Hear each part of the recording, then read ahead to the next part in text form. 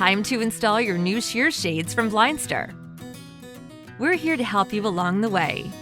First, make sure you have these tools handy, as well as all the original package contents. Now, let's get started by installing the mounting brackets. Each comes with holes for either an inside mount or outside mount. Placement will be a bit different, but the process will be similar for each. To install an inside mount, mark 2 to 3 inches from each window jamb for bracket locations. Pre-drill holes where the screws will be inserted.